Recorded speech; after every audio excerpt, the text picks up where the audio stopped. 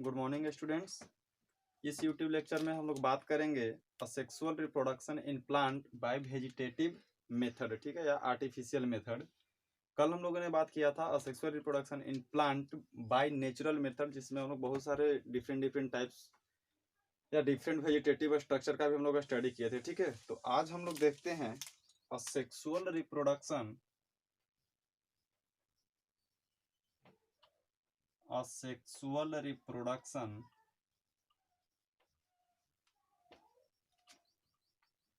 in plant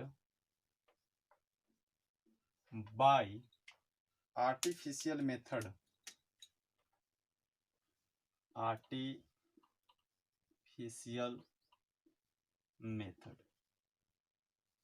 ठीक है। इसमें बेसिकली हम लोग पढ़ेंगे टोटल 3 स्ट्रक्चर के बारे में। पहला होता है हम लोग का कटिंग, ठीक है। दूसरा हम लोग पढ़ेंगे लेयरिंग, और थर्ड हम लोग बात करेंगे ग्राफ्टिंग।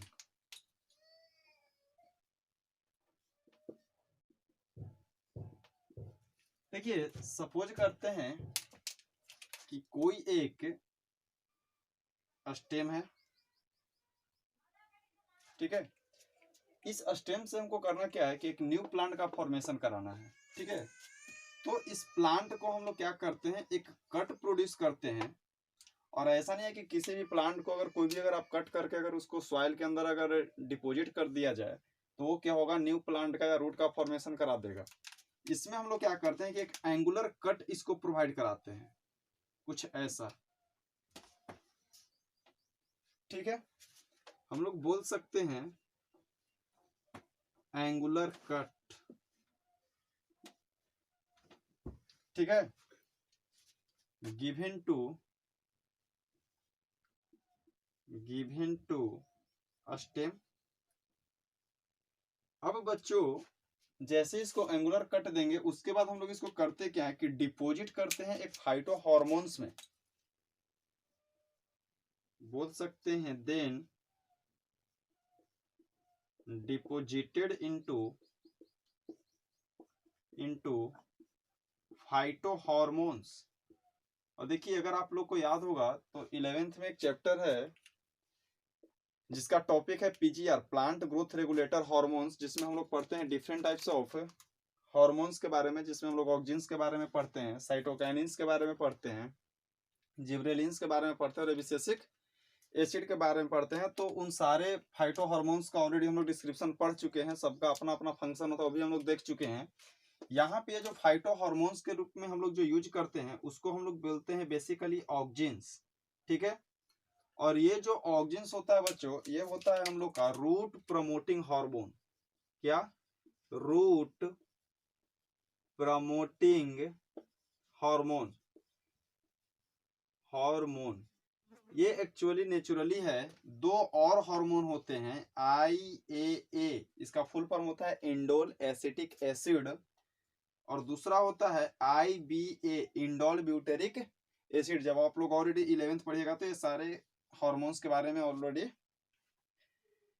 तो ये सब क्या है, रूट प्रमोटिंग हार्मोन है। तो जब हम लोग इस स्टेम को एंगुलर कट प्रोवाइड किया और एंगुलर कट प्रोवाइड कराने के बाद इसको डिपॉजिट किसमें किए, किसमें हम लोग इसको डालें, रूट प्रमोटिंग हार्मोन में।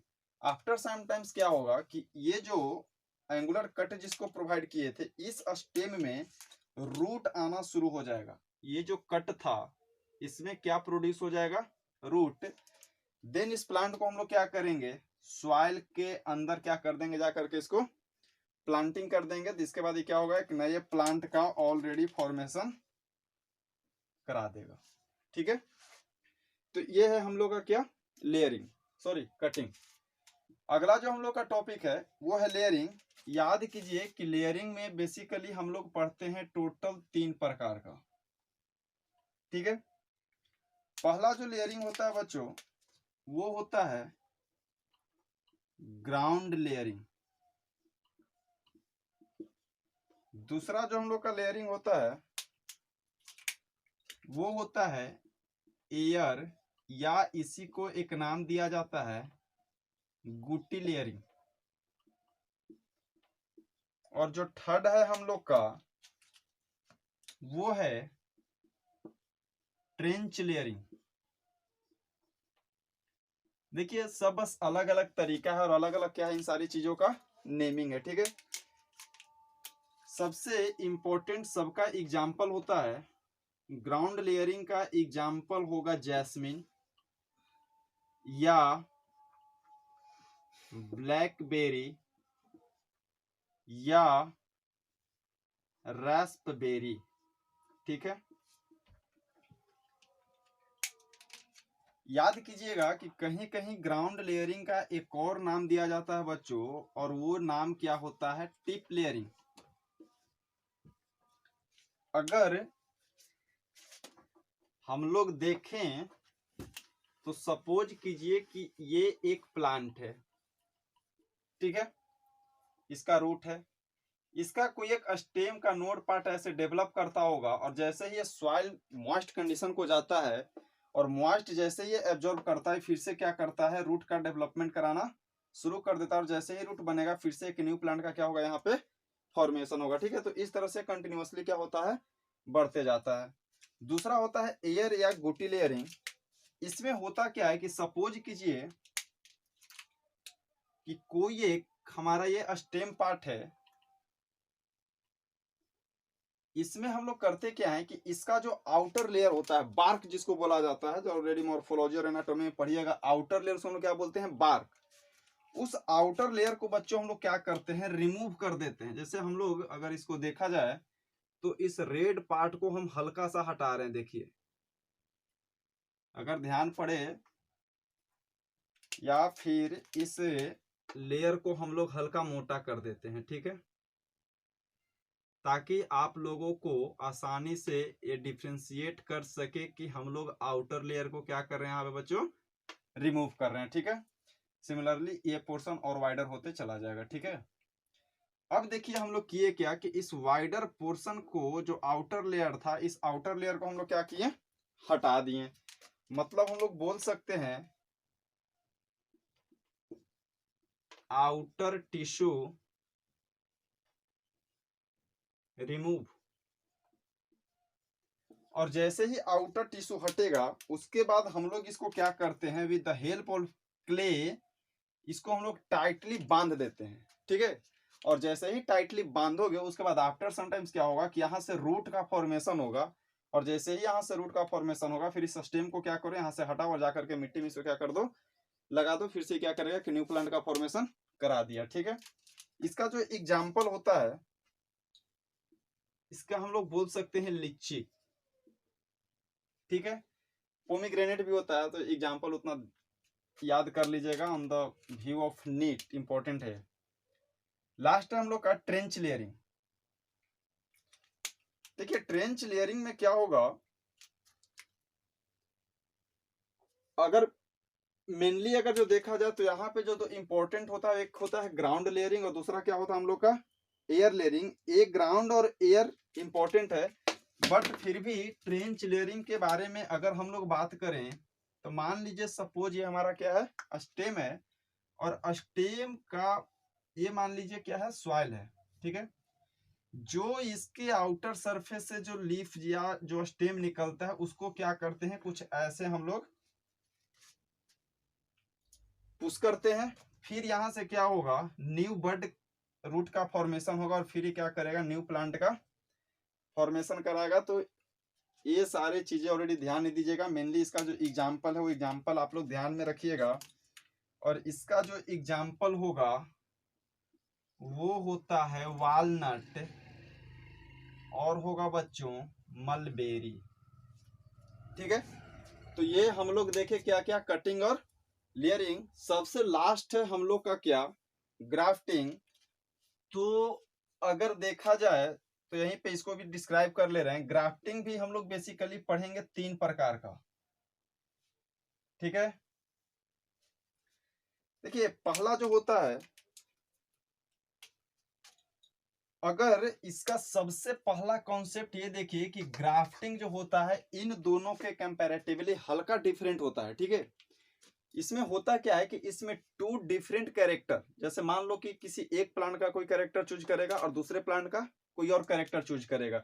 जैसे सपोज करते हैं कि हम लोग एक कोई दो प्लांट ले लेते हैं, एक प्लांट ये ले रहे हैं और दूसरा प्लांट ये ले रहे हैं। चूंकि स्पेस कम है इसलिए हम इसको रिमूव कर रहे हैं। एक्चुअली होगा क्या बच्चों कि इस ग्राफ्टिंग में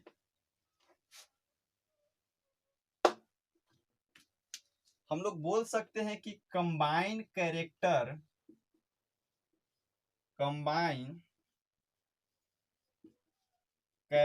ऑफ टू डिफरेंट प्लांट।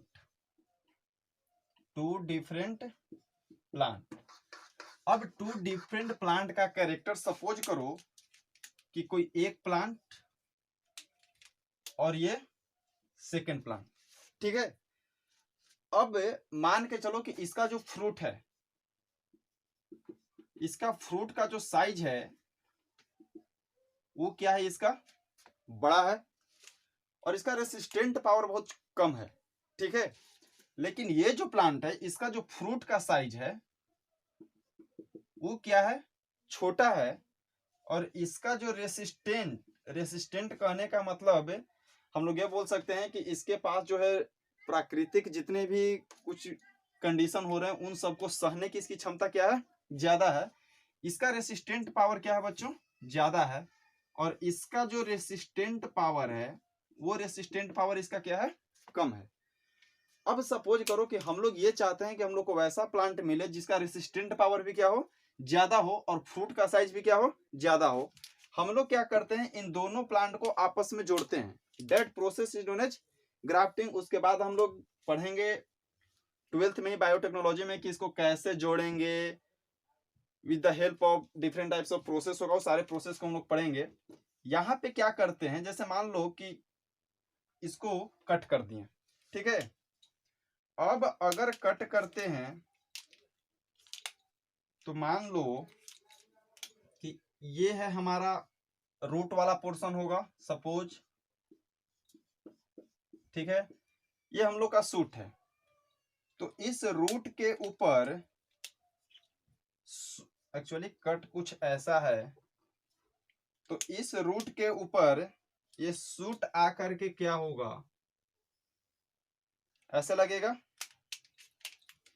ठीक है। याद करना बच्चों कि जो स्टेम पार्ट होता है ये, इस पोर्शन को हम लोग बोलते हैं साइकोन। साइकोन का मतलब होता है स्टेम पार्ट। और जो रूट पार्ट होता है नीचे वाला उसको हम लोग क्या बोलते हैं, स्टॉक। स्टॉक को हम लोग क्या बोलते हैं बच्चों, रूट पार्ट। देखिए on the basis of NEET इसको ध्यान रखिएगा, ठीक है। क्योंकि पूछ देता है कि स्टेम को हम लोग क्या बोलेंगे और रूट को हम लोग क्या बोलेंगे, ठीक है। अब इन दोनों को क्या करते हैं हम लोग कि टाइटली बॉन्ड कर देंगे। और जैसे ही टाइटली बॉन्ड करेंगे तो सेम कंडीशन होगा, फिर से इसमें रूट का फॉर्मेशन होगा और हम लोग इसको क्या करेंगे, हम लोग का ये जो प्लांट बनेगा डिजायरेबल प्रोडक्ट होगा, ठीक है। ये जो डिजायरेबल प्रोडक्ट होगा आफ्टर सम टाइम जब ये प्लांट ग्रोथ करेगा तो इसके पास कैपेसिटी होगा इस प्लांट का भी और इस प्लांट का भी। मतलब फ्रूट का साइज भी क्या होगा, बड़ा होगा, और रेसिस्टेंट पावर भी हम लोग का क्या होगा, ज्यादा होगा। और चूंकि ये ह्यूमन वेलफेयर के लिए हम लोग हमेशा जो इन ग्रोइंग जो पॉपुलेशन है उस पॉपुलेशन की जितनी भी डिमांडेड है वो सारी डिमांडेड को पूरा करने के लिए ऑलरेडी हम लोग इन सारी प्रोसेस को करते हैं, ठीक है। इसी में एक और पार्ट होता है